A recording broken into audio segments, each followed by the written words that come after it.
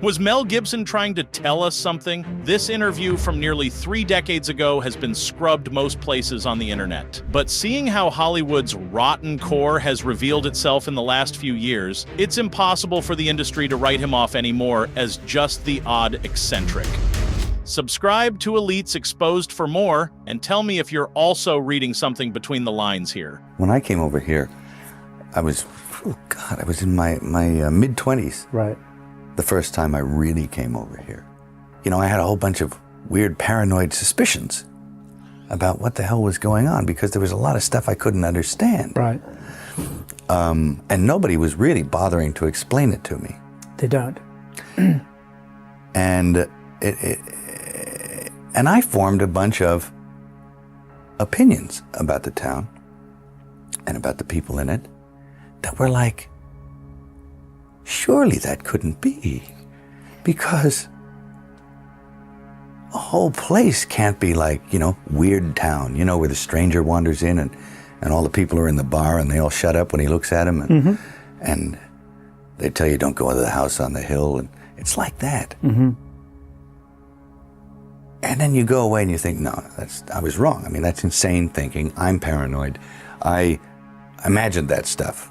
That couldn't be the reason for why so-and-so was acting like, could it? And then you find out later on the track that you were exactly on track with a lot of this stuff. Not specifically on track, but that you could, that some of your worst nightmares were real at the time, and you think, Now this is what I mean by actually starting to swim up or downstream with the rest of the salmon, you know, eventually, if you stay here long enough. Yeah. You'll find yourself doing that. And you have to, there's a way of doing it without doing it. That takes time. And it takes relaxation. Not being uncomfortable about... Not being uncomfortable, realizing it for what it is. Projecting. Understanding what it is. Once you understand it, well, then you're not afraid of it anymore, so you can just walk around it and through it. And then get on with what you tried to get on with in the first place.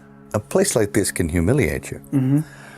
And it can humiliate you, it can be humbling. I mean, it does rip your life to pieces. Does it? If you'll let it. Yeah. And it's always pounding at the walls. It's like these little guys, these little heathens with no soul downstairs with horns on their head with a battering ram trying to like beat your walls in. Yeah.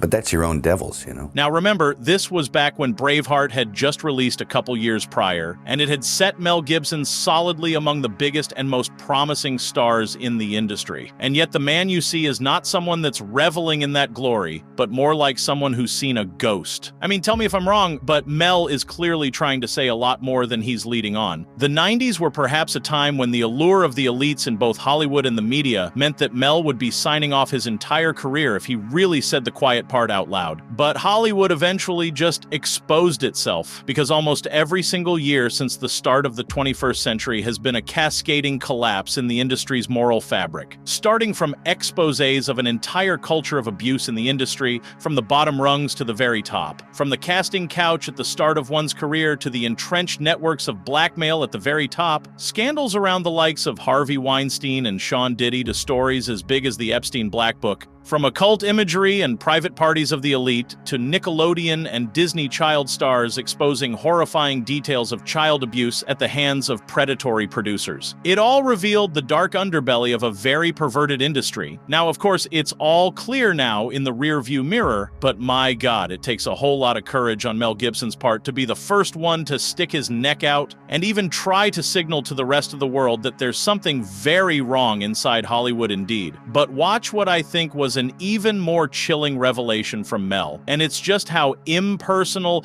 and almost ungodly your relationships really are with your peers in Hollywood. Everyone's willing to stab you in the back and pull the rug from underneath your feet and expect no hard feelings in return, because there's an unspoken social contract that everyone silently abides by. The social contract. You can't get mad.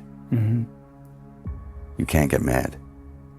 You can't let it get you, because you have to make a deal with everyone else, and it's almost unspoken that you are going to be f***ed over at some point by people who you may have done something nice for. Mm. And it may happen that by circumstance, or even very purposefully, that you f*** someone over. But that shouldn't get in the way of you being able to sit down and have fun with them. Am I on the right track? Absolutely. You can't build a resentment about it. You have to still try and love those people. Yeah. Because that's the way they're thinking. Because it ain't personal. No, it's not personal. They don't really mean to hurt you. No. Not really.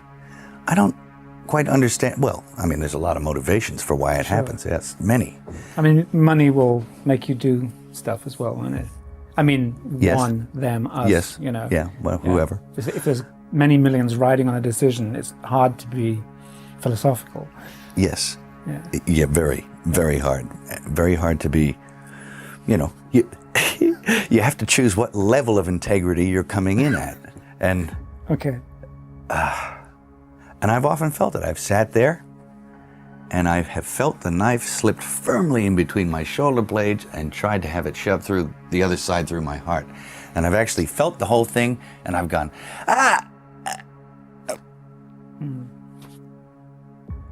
wait till next week, you know, or I'll think you and you'll resent it for a little while, then you have to let it go. Otherwise you'll eat yourself alive here.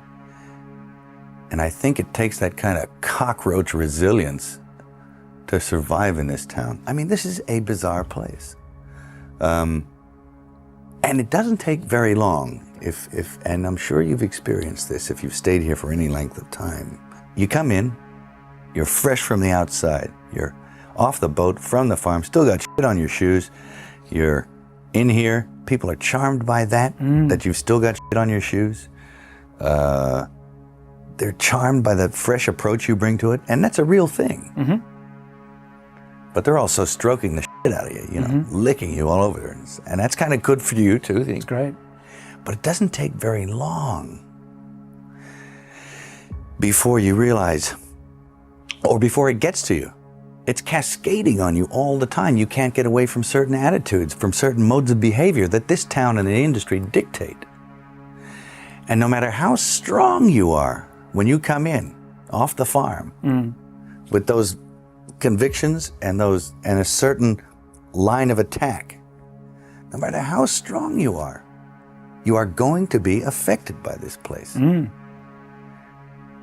No, It's going to divert you from where you were going. Sure. You're going to be diverted. And I guess most people just let themselves go where that diversion leads them. Because here's the truth about a lie, a sin, or any kind of moral debauchery. It's that it almost has its own gravity and pulls in more of the same to become bigger and stronger over time. That's the only way sin survives, by living amongst the filth of more sin. And that's what you see when you peek inside Hollywood. The people with power inside it do everything to spread their tentacles of control to make sure their ugly, perverted hedonism is basically commodified and industrialized. The industry allows space and opportunity for their moral debauchery, while also protecting it from the outside. Isn't that exactly what you saw in some of the most horrifying cases of producers deliberately putting themselves in positions producing children's shows who just happened to turn out to be child predators? The link here is unmistakable, and it's a lot more systemic than people would like to believe. And it's truly incredible to me with how discredited Hollywood has become in the last decade, that they had actually tried to turn Mel Gibson, of all people, into an industry outcast. Except now he stands more vindicated now than he's ever been, with all of the glory of having been one of the first ones brave enough to speak up. But let me know in the comments what you think about him, and subscribe to Elites Exposed for more.